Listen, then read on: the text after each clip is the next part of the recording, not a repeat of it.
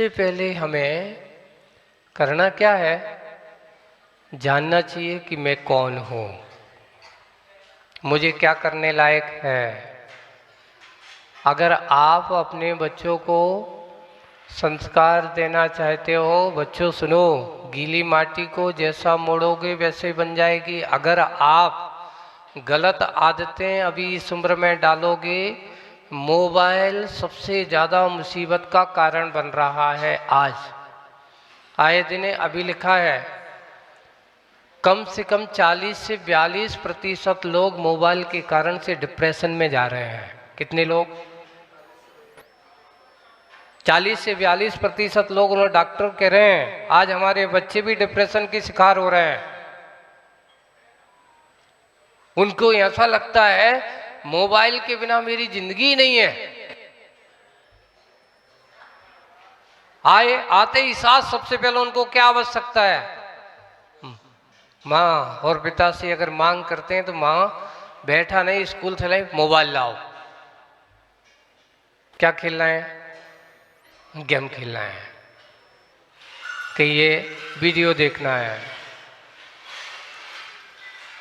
ये सब ये सारी की सारी कहानियां हैं इस प्रकार के। ऐसा नहीं, पहले हमारे बड़े अच्छे से घरों में दादा दादी होते थे ना, उनके साथ बैठते थे, उनकी कहानियां जब सुनते थे तो उनकी कहानियों में जो आनंद आता था वो मोबाइल की कहानियों में आनंद नहीं आता है। हम इसी बात को विशेष रूप से ध्यान रखें। पाठशालाएं जो हमारी चलती हैं उनमें आकर के हमें कुछ समय देना ही चाहिए। ये अगर हमारा बेसिक ज्ञान 15 साल तक की उम्र में आपने प्राप्त कर लिया तो आपके पूरा जीवन भर काम आएगा।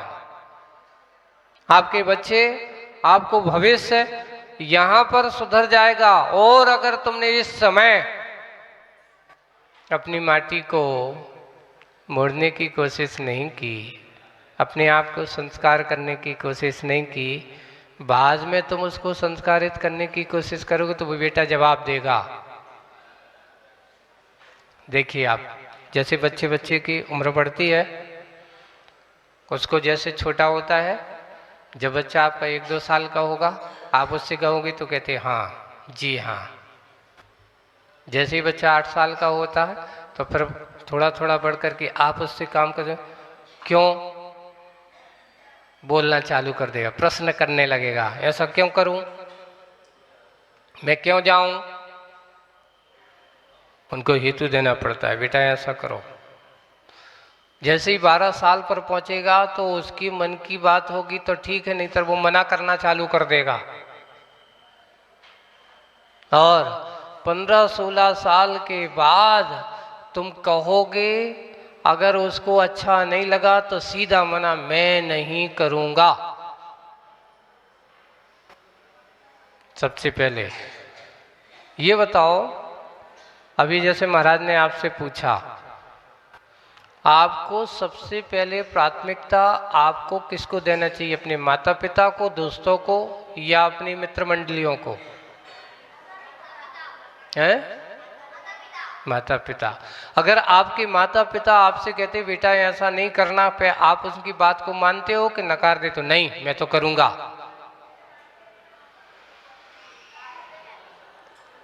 हम जिद पकड़ते कि नहीं पकड़ते?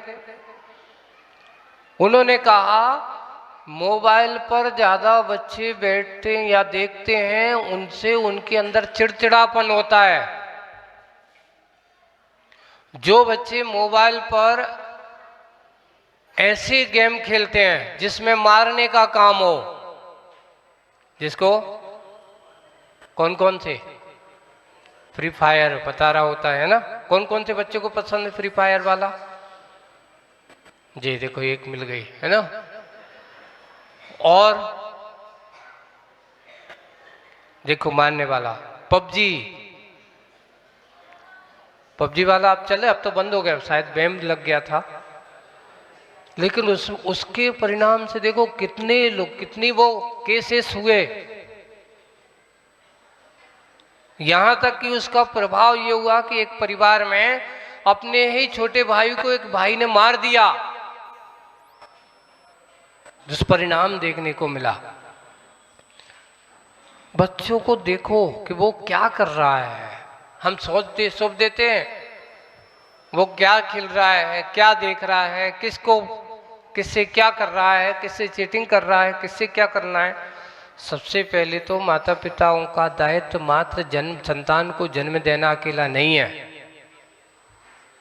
जन्म देने के बाद उनको शिक्षा और संस्कार के साथ साथ हमें व्यवहारिक ज्ञान से भी उनको परिणत कराना चाहिए, उनको परिचय कराना चाहिए।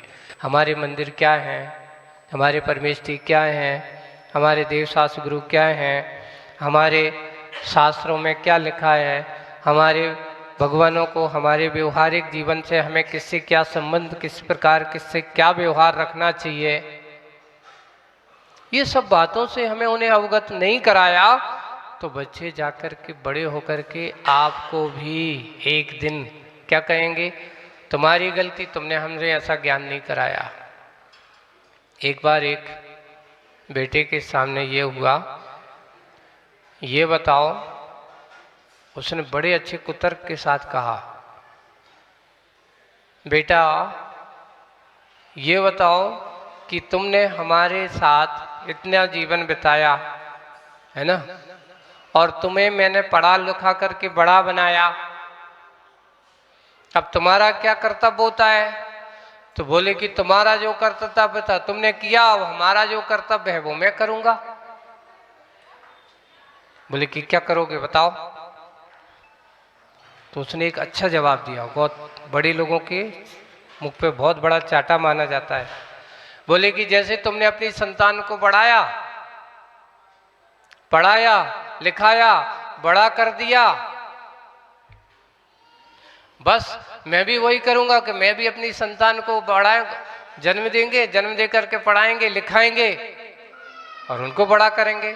तो उनसे फिर उसने कहा कि बेटा ये तो बता, तू अपना तो करेगा, मेरा क्या होगा? बेला तो वो कहता तुम जानो तुम्हारा जान, कम जाने, तुम अपने ठिकानों देख लो। इसका प्रभाव आज नहीं, यहाँ नहीं, देखो विदेशों में स्पष्ट कहा जा रहा है वहां पर 60 साल के बाद आप घर में नहीं रह सकते। वहां पर प्रथा बन गई है, बेटा बेटियों के लिए घर पे दादा दादियों को कोई जगह नहीं है। क्यों?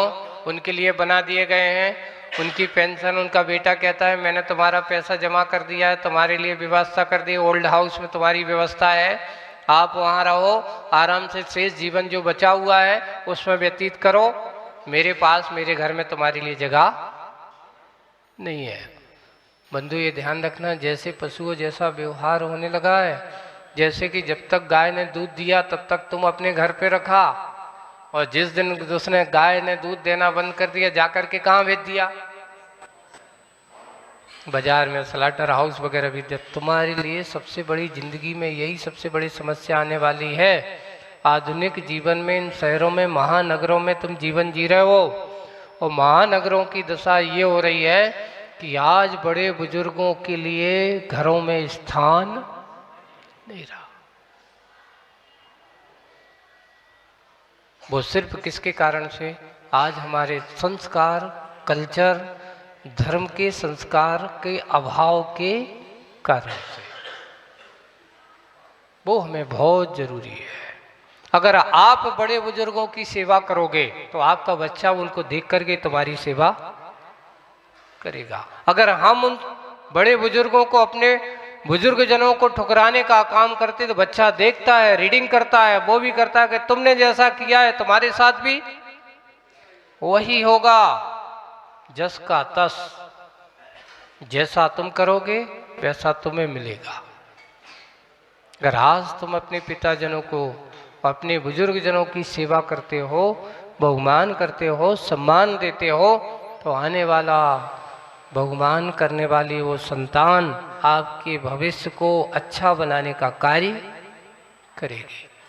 इसलिए हम सब आज के इस दिन में अपने उन भविष्य के आधार, बच्चे हमारे भविष्य के आधार होते हैं, समाज के आधार हैं, घर के आधार हैं, देश के आधार हैं। अगर उसको अपनी संस्कृति से परिचय नहीं कराया, उनको अपनी सभ्यता से परिचय नहीं कराया, तो समझ लेना आपकी संस्कृति, आपकी सभ्यता का अस्तित्व भी खतरे में आ जाएगा। हमें अपनी उस धर्म की परंपराओं को चलाए रखने के लिए आने वाली संतति में भी आपको क्या करना है, क्योंकि संतान से ही आपकी संस्कृति बनने वाली है। आज ये हो रहा है कि हम संतानों के प्रति उदासीन होते चले जा रहे हैं। अगर आपकी संतान संस्कारित है तो आपकी संस्कृति संस्कारित है, और अगर संतान संस्कारित नहीं है तो आपकी संस्कृति कब विकृति बन जाए कोई भरोसा नहीं है। हमें अपनी आने वाली पीढ़ियों को, आने वाले जमाने को धीरे धीरे, और एक और समस्या है, दिनों दिन हम गिरते हुए ग्राफ पे जा रहे हैं, उठते हुए ग्राफ पे नहीं जा रहे हैं। अभी कुछ दिन पहले लिखा है, जैन समाज ही नहीं पूरे हिंदू सनातन समाज का, उन्होंने लिखा आए दिन ग्राफ कितना है, तो उन्होंने लिखा कम से कम जो विकास जनसंख्या का था वो विकास की 24% के रेट से हम पीछे चल रहे हैं, उन्होंने लिखा। और दूसरी तरफ उन्होंने लिखा उनकी जनसंख्या दिनों दिन बढ़ती चली जा रही है। आने वाला समय क्या होगा, हम किस दिशा में, हमने पैसा कमा लिया, अच्छे अच्छे बंगले बना लिए, अच्छे अच्छे बड़े बड़े कारोबार कर लिए, लेकिन उन बंगले कारोबार को करने से तुम्हारा क्या मतलब, किसको बनाना,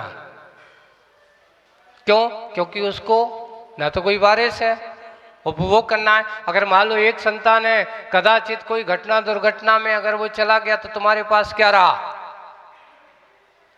पहले हमारे संतान, हमारे लोग जो थे, एक एक, अभी मैं वो देख रहा था एक महाराज का, 5 भाई 3 बहनें, वे इतिहास वाली जो कथाएं इनके बच्चों को अभी पढ़ाओ तो वे कहते ये तो कोई कहानियां होगी। इनके लिए क्या बन गई वो कहां? वो एक परिवार भरा पूरा परिवार अगर इनको कहा जाता तो इन्हें देखा ही नहीं। वो 4-5 भाई एक साथ जब परिवार में होते थे, बहनें परिवार में होती थी, उन सबके साथ में वो उनका भरण पोषण, पालन पोषण होता था, उनका शिक्षण होता था। और ऐसे नहीं कि पुराने लोग इनसे बड़े बड़े परिवार में रह करके डॉक्टर नहीं बनते थे, इंजीनियर नहीं बनते थे, सीए नहीं बनते, आज भी बने हैं।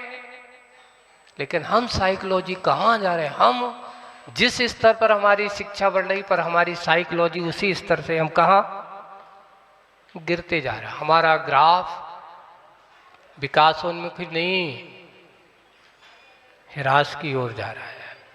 गंभीर विषय है, इसको चिंतन करना चाहिए, लोगों को इस बारे में सोचना चाहिए। अगर हम अब नहीं सोचे, अब नहीं जागे, तो आने वाला भविष्य, आपकी आने वाली संस्कृति खतरे में है। इसलिए उसी शिक्षण की ओर चलो। सबसे पहले अपनी संस्कृति को ध्यान में रखो। अगर संस्कृति की सुरक्षा है तो संतति से है, अगर संतति है तो संस्कृति है। संस्कृति अगर सुरक्षित रखना है तो अपनी संस्कृति को कभी ह्रास मत करो। आगे संस्कृति का ह्रास हो गया, आने वाले तो तुम कितने बड़े मंदिर बना लो, कुछ भी कर लो, उसका कोई फायदा होने वाला नहीं है। हम उस बात को विशेष ध्यान रखते हुए हम अपने आत्म कल्याण के साथ साथ आज बच्चों को यही बात कहूँगा कि ये जीवन तुम्हारा 15 साल तुम्हें अपने भविष्य की आधारशिला बनाने के लिए मिला है। अच्छाई से अपने आप को अच्छा बनाओ, ना कि आधुनिक चीज़ों से अपने आप को अच्छा बनाओ। जितना बन सके उससे कम से कम अपने बच्चों को इन समय में थोड़े से, पहले तो स्पष्ट लिखा है, लोग कहते हैं क्योंकि बच्चों का मन बहुत कोमल होता है और अगर उस मोबाइल पर उन्होंने जो देखा तो उस कोमल मन पर जैसी धारणा बन जाएगी वो धारणा फिर उनकी कभी मिटने वाली नहीं है। आदतों में कई बार दुष्परिणाम भी देख रहे हैं। कई बच्चे सोते सोते भी मोबाइल की क्या है, वो सो तो रहा है पर उसका दिमाग कहाँ चल रहा है, वही गेम पे चल रहा है।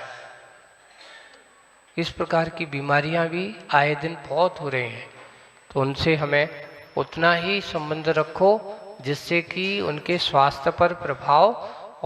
आज एक नियम तो सब बच्चों को नियम से लेना चाहिए, माता पिताओं को, कि अपने लिए भोजन करते समय कभी मोबाइल टीवी 10 मिनट का टाइम बिल्कुल निश्चिंत होकर के भोजन करो, नहीं करेंगे। कौन कौन बच्चे आज नियम ले रहे हैं? अच्छा, बस और कोई नहीं? भोजन करते समय मोबाइल टीवी नहीं देखना, आज का नियम। आज का नियम नहीं, हमेशा का नियम। कौन कौन से हैं? देखो अभी बच्चे, कई लोग सोच रहे हैं अभी मैं क्या करूं, अभी मैं लूं कि नहीं लूं। बहुत अच्छा। अब मम्मी पापा और सुनो, अब तुम लोग नहीं लोगे, मानोगे, तो अब तुम्हारे लिए नियम कि अपने बच्चों को भोजन करते समय टीवी चालू नहीं करोगे और मोबाइल नहीं देंगे। क्या करेंगे? कोई भी माता पिता, दादा दादी अपने बच्चों को मोबाइल, क्योंकि उनके पास नहीं होगा, आप चाहोगे तो उनकी एक चपत दे करके पहले भोजन करो, फिर बाद में सब कुछ होगा। माने या ना माने, नहीं करना है तो कह दो आज तुम्हारा भोजन बंद, एक आध दिन नहीं खाओगे, अपने आप दिमाग थोड़ा ठिकाने लग जाओगे। हाँ, इसलिए सबसे पहले हमें थोड़ा सख्त होना पड़ेगा। देखो अभी सख्त हो गए तो आपकी शक्ति उनके काम में आएगी, उनकी शक्ति बनेगी, और आगे सख्त होने की कोशिश करोगे तो बच्चा टूट जाएगा, तुम्हारे काम आने वाला नहीं है। इसलिए संस्कार की शक्ति से उसको संस्कारित करो, यही हमारे जीवन का उद्देश्य होना चाहिए। अपनी संस्कृति की रक्षा इनसे ही होने वाली है, इनसे ही सुरक्षा होने वाली है। अगर इनकी सुरक्षा अच्छी है, तुम्हारे आने वाला भविष्य भी अच्छा होगा। भविष्य की चिंता अगर करते हो तो पहले अपनी संतति की चिंता करो, इनको संस्कारित करने की कोशिश करो। ये अगर होगा, नियम से आपके लिए सुख का और अपने भविष्य का अच्छा उज्जवल भविष्य देखने को मिलेगा। सबके जीवन में ऐसी भावना हो। इसी भावना के साथ बोलिए आचार्य गुरुदेव श्री विद्यासागर जी महाराज।